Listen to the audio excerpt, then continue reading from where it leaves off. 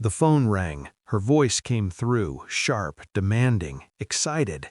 "We're on our way! 15 of us! 3 weeks! Pack everything!"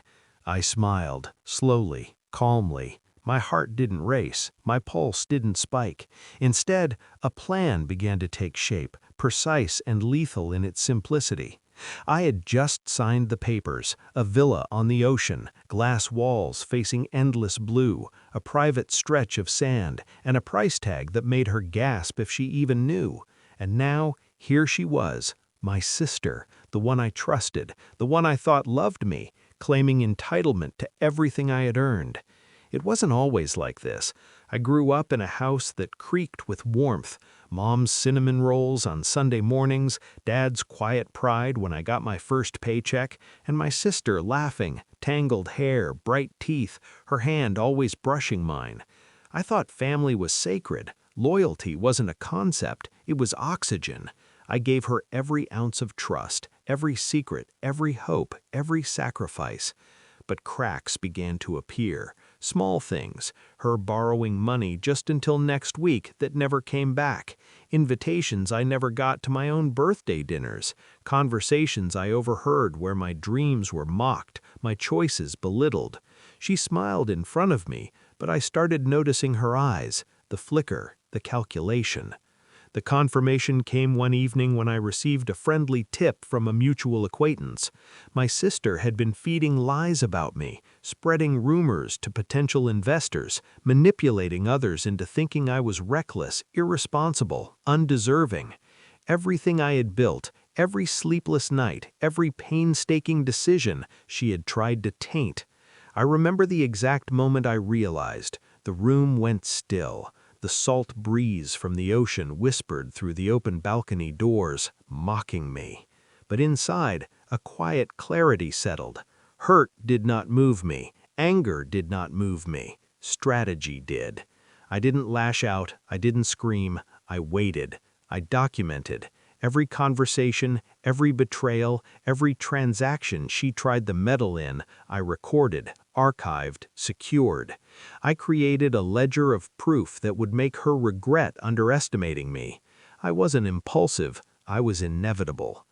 Then the call came, the villa. Her tone was brazen, commanding, expecting. The audacity made me chuckle softly.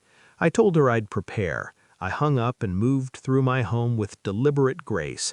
I rearranged furniture subtly. I prepared amenities, but not for comfort, for exposure.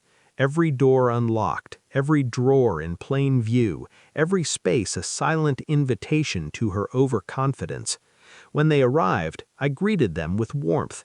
My smile was a mask, every word measured. She hugged me loud and familiar, but the grip of familiarity felt fragile now. She noticed nothing. 15 bodies flooded the villa. Chaos, laughter, mess, exactly as I had anticipated. I let them settle, watched, observed. Patience became my ally. And then the moment arrived. A casual comment from me, a seemingly innocent glance at a ledger she never knew existed. Her eyes narrowed, a question, a slip. I let her chase shadows. Little by little, the evidence unfolded under her own hands. In trying to manipulate me again, checking accounts, questioning staff, searching my study, she revealed herself. Every transaction, every rumor she spread, every attempt to undermine me. She had left digital footprints, physical evidence, and even a confession under the guise of casual bragging. She was trapped in her own web. I didn't raise my voice. I didn't demand apologies. I simply said, "Do you remember the stories you told to investors about me? The advice you gave them, claiming I was unfit?" Her face drained of color. She opened her mouth, but no words came. "Everything is documented," I continued, calm, icy. "And since you decided to invade my home, my life, my peace, I've already sent copies to everyone you've tried to influence, every investor, every partner, every mutual contact. I let you think you were sneaky, but you were predictable."